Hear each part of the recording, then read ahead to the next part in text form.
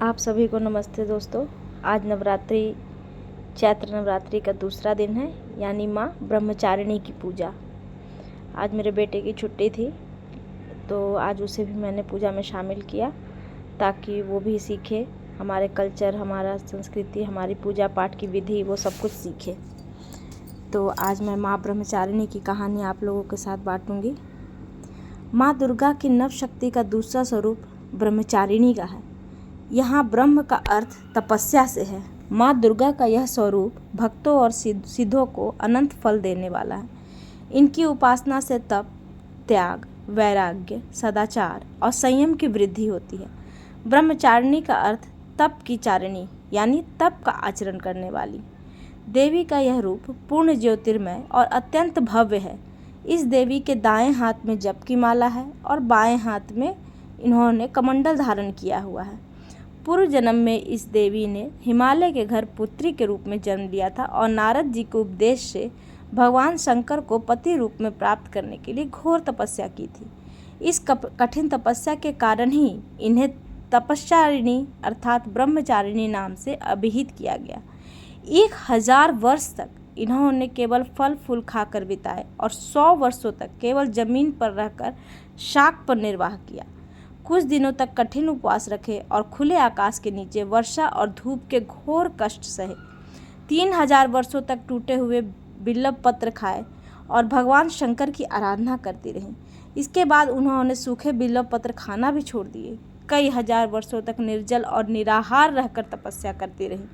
पत्तों को खाना छोड़ देने के कारण ही इनका नाम अपर्णा नाम पड़ गया। कठिन तपस्या के कारण देवी का शरीर एकदम क्षीण हो गया। देवता, ऋषि, सिद्धगण, मुनि सभी ने ब्रह्मचारिणी की तपस्या को अभूतपूर्व पुण्य कृत्य बताया, सराहना की और कहा, हे देवी, आज तक किसी ने इस तरह की कठोर तपस्या नहीं की। यह तुम्ही से ही संभव थी। तुम्हारी मनोकामना परिपूर्ण होगी और भगवान चंद्रमौली शिव जी तुम्हें पति रूप में प्राप्त होंगे। अब तपस्या छोड़कर घर लौट जाओ। जल्द ही तुम्हारे पिता तुम्हें बुलाने आ रहे हैं। इस देवी की कथा का सार यह है कि जीवन के कठिन संघर्षों में भी मन विचलित नहीं होना चाहिए। माँ ब्रह्मचारिणी देवी की कृपा से सर्व सिद्धि प्राप्त होती है। दुर्गा पूजा के दूसरे दिन देवी की इसी स्वरूप की उपासना की जाती है। और भी ऐसे बहुत सारी चीज़ें हैं जो हमारे धर्म से, हमारे हिंदू धर्म से जुड़ी हुई हैं। जैसे नव दुर्गा उत्सव को नवरात्रि क्यों कहते हैं, 9 दिन क्यों नहीं। हिंदुओं के बहुत से पर्व हैं ऐसे जिनमें रात्रि शब्द जुड़ा है, जैसे शिवरात्रि और नवरात्रि। साल में 4 नवरात्रि होती है। 4 में 2 गुप्त नवरात्रि और 2 सामान्य होती हैं। सामान्य में पहली नवरात्रि चैत्र माह में आती है, जबकि दूसरी आश्विन माह में आती है। चैत्र माह की नवरात्रि को बड़ी नवरात्रि और आश्विन माह की नवरात्रि को छोटी या शारदीय नवरात्रि कहते हैं। आषाढ़ और माघ मास में गुप्त नवरात्रि आती है। गुप्त नवरात्रि तांत्रिक साधनाओं के लिए होती है, जबकि सामान्य नवरात्रि शक्ति साधना के लिए होती है। नवरात्रि में नवरात्र शब्द से नव अहोरात्रों, विशेष रात्रियों का बोध होता है। रात्रि शब्द सिद्धि का प्रतीक माना जाता है। भारत के प्राचीन ऋषि मुनियों ने रात्रि को दिन की अपेक्षा अधिक महत्व दिया है। यही कारण है कि दीपावली, होलिका, शिवरात्रि और नवरात्र आदि उत्सवों को रात में ही मनाने की परंपरा है। यदि रात्रि का कोई विशेष रहस्य न होता तो ऐसे उत्सवों को रात्रि न कहकर दिन ही कहा जाता, जैसे 9 दिन या शिव दिन, परंतु हम ऐसा नहीं कहते हैं। शैव और शक्ति से जुड़े धर्म में रात्रि का महत्व है तो वैष्णव धर्म में दिन का। इसलिए इन रात्रियों में सिद्धि और साधना की जाती है। इन रात्रियों में किए गए शुभ संकल्प सिद्ध होते हैं। यह नवरात्रियाँ साधना, ध्यान, व्रत, संयम, नियम, यज्ञ, तंत्र, त्राटक, योग आदि के लिए महत्वपूर्ण होती है। कुछ साधक इन रात्रियों में पूरी तरह पद्मासन या सिद्धासन में बैठकर आंतरिक त्राटक या बीज मंत्रों के जाप द्वारा विशेष सिद्धियां प्राप्त करने का प्रयास करते हैं, क्योंकि इन दिनों प्रकृति नई होना प्रारंभ करती है। इसलिए इन रात्रियों में नव अर्थात नया शब्द जुड़ा है। वर्ष में 4 बार प्रकृति अपना स्वरूप बदलकर खुद को नया करती है। बदलाव का यह समय महत्वपूर्ण होता है। वैज्ञानिक दृष्टिकोण से देखें तो पृथ्वी द्वारा सूर्य की परिक्रमा काल में 1 वर्ष की 4 संधियां होती हैं, जिनमें से मार्च व सितंबर माह में पड़ने वाली संधियों में साल के 2 मुख्य नवरात्र पड़ते हैं। इस समय बीमारियां होने की सर्वाधिक संभावना होती है। ऐसे में नवरात्रि के नियमों का पालन करके इससे बचा जा सकता है। तो कहने का मतलब ये है दोस्तों कि हमारे जितने भी फेस्टिवल्स हैं या जितने भी हमारे त्यौहार हैं, उन सब के पीछे कोई ना कोई कारण ज़रूर है। और इसलिए मैंने इस बार जो है ये तय किया कि मैं और इस सिर्फ पूजा पाठ करने के अलावा और भी चीज़ों के बारे में जानूंगी कि आखिर जो भी हम लोग करते हैं वो क्यों करते हैं।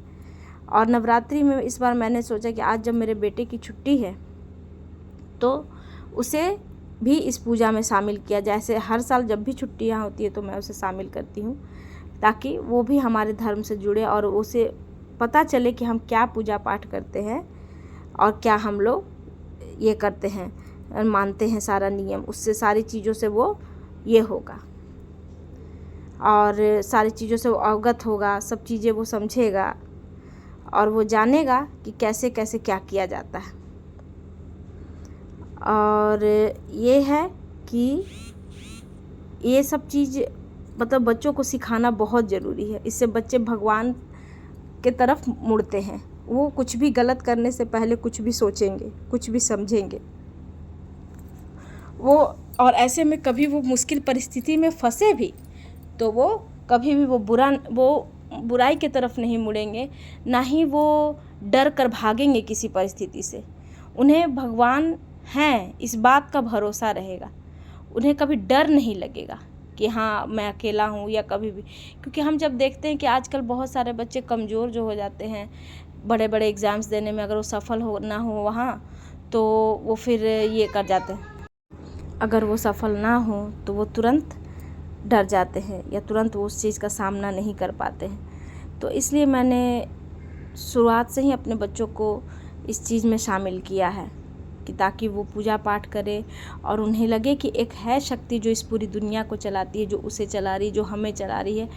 और किसी भी चीज़ को लेकर उसके मन में किसी भी मोड़ पर कभी भी उसके मन में किसी प्रकार का कोई घमंड नहीं आए, अहंकार नहीं आए, ना शोक ना दुख। वो हमेशा ये जाने कि हाँ जो भी है सिर्फ भगवान है, वो कर रहे हैं और हम माध्यम हैं। और ये तभी संभव है जब हम शुरुआत से उसे इन सब चीज़ों में शामिल रखें। शुरुआत से शामिल में रखने में क्या होता है कि बच्चे आध्यात्मिक भी होते हैं। और शायद ये भी होता है कि बचपन में अगर आप उसके अंदर ये चीज़ डाल दीजिएगा तो वो दूसरों के प्रति प्रेम पूर्ण और दयालु व्यवहार रखेगा। जब वो हर चीज़ के लिए ईश्वर के प्रति ये रहेगा, आभारी रहेगा, कहिए कि वो उनके प्रति कि हाँ आपकी वजह से ऐसा हुआ या ऐसा मिला। और ये भी बात है कि बच्चों का आध्यात्मिक विकास शून्य में नहीं हो सकता। इसके लिए सुरक्षित, सम्मानजनक, हिंसा मुक्त वातावरण और माता पिता का आपस में परस्पर संबंध, देखभाल करने वालों और शिक्षकों के साथ अच्छा संबंध।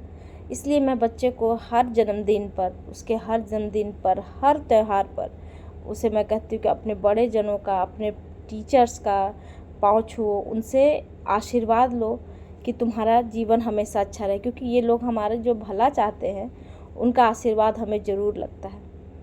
तो ये चीज़ बच्चों में आनी बहुत ज़रूरी है कि वो कुछ गलत करे, सही करे, जो भी करे, लेकिन उसके बाद वो आपके पास लौट कर आए। गलत भी करे तो भी और सही करे तो भी। खासकर ज़्यादातर तब जब वो कुछ गलत कर रहे हैं, अगर उनसे कुछ गलती हो गई हो तो सबसे पहले वो आपके पास आए। और ये तभी होगा जब हम उन्हें अपने में विश्वास दिलाएंगे कि हाँ ऐसा नहीं, ऐसा करना चाहिए, ऐसा तुम करोगे भी तो कोई बात नहीं, हम तुम्हारे साथ हैं। इस तरह से बच्चों का भरोसा जीतना बहुत ज़रूरी होता है।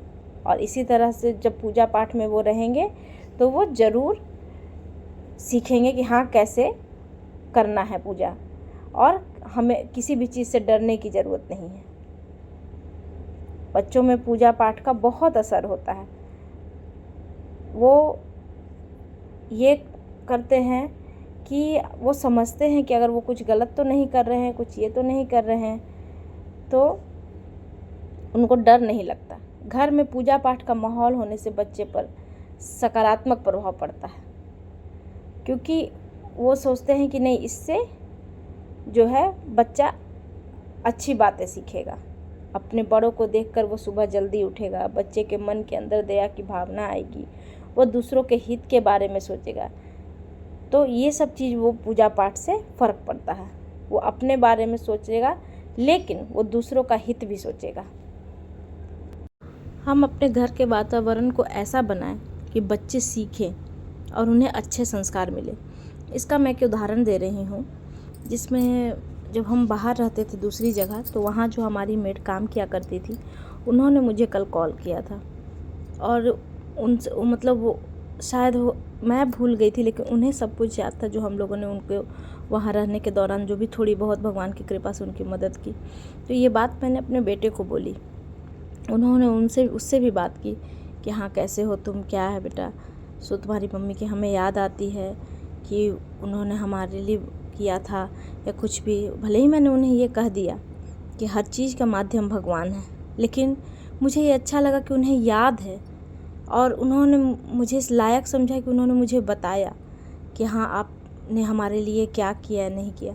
ये ब्लॉग तो थोड़ा लंबा हो रहा है, लेकिन फिर भी मैं ये बात कहना चाहूँगी कि जहाँ तक हो सके, जितनी हो सके, हमें लोगों की मदद करनी चाहिए और यही सेम चीज़ हमें अपने बच्चों में भी डालना चाहिए। और ये थोड़ा बहुत जो गलत सही वो करेंगे, वो आपसे सीख लेंगे। अगर वो गलत करेंगे तो भी वो आपसे सीखेंगे, अगर वो सही करेंगे तो आपके द्वारा ही वो सिखाए जाएंगे। और इससे उनका मन के अंदर जो उनका आत्मविश्वास है वो सब बनेगा और उनको ये भी लगेगा कि मेरे माँ बाप ऐसे हैं या मेरी माँ ऐसी है या हमारे घर का ऐसा माहौल रहा है। तो आगे जाकर जब वो अपनी घर गृहस्थी भी बसाएंगे, अपने घर भी बनाएंगे, तो उनको ये लगेगा कि नहीं ऐसा मेरी माँ किया करती थी या ऐसा मेरे पापा किया करते थे। वो लोगों के प्रति निष्ठुर नहीं थे, वो लोगों की मदद किया करते थे। तो क्या है, हम एक से दूसरे जनरेशन में अपनी ये शिक्षा डाल रहे हैं। तो ये चीज़ अच्छा लगा। ये मैंने राम को वही बोला कि तुम देखो कि आंटी को शायद हम भूल गए, लेकिन वो हमको नहीं भूली। वो 3 साल बाद भी हमको कॉल, मेरा नंबर रखी हुई हैं, जबकि उनको फ़ोन उनका टूट जाता है या ख़राब हो जाता है, बदला जाता है, लेकिन मेरा नंबर नहीं भुलाता उनसे कभी भी। तो ये चीज़ है, यही प्यार, यही स्नेह और यही आशीर्वाद हमें मिलता है लोगों से। और कल जब वो मुझे कॉल की, कल हमारा छोटा सा एक्सीडेंट हो गया था मेरा और मेरे हस्बैंड का, और उन्होंने कहा कि आपकी बहुत याद आ रही थी। तो मुझे लगा कि शायद भगवान उनको संकेत दे रहे थे कि मैं तकलीफ़ में हूँ और मेरे हस्बैंड तकलीफ़ में हैं, इसलिए। तो ये चीज़ मुझे बहुत बहुत लगा। तो मैंने उन्हें बताया भी कि ऐसा ऐसा हो गया। तो वही शायद उन्हीं लोग का आशीर्वाद है और प्यार है जिसकी वजह से हम लोग बच गए, नहीं तो भगवान जाने क्या होता। भगवान ने हमें जिस तरह से बचाया, ये बहुत, हम उनके प्रति बहुत आभारी हैं और जीवन भर आभारी रहेंगे। उन्होंने हमें हर मुश्किल से निकाला। इसलिए भगवान पर भरोसा रखिए और विपरीत परिस्थिति में भरोसा रखना ज़्यादा ज़रूरी होता है, क्योंकि उस समय ही हमारी परीक्षा वाकई में चल रही होती है, क्योंकि उस समय ही हमें अपने विश्वास को डामाडोल नहीं होने देना होता है।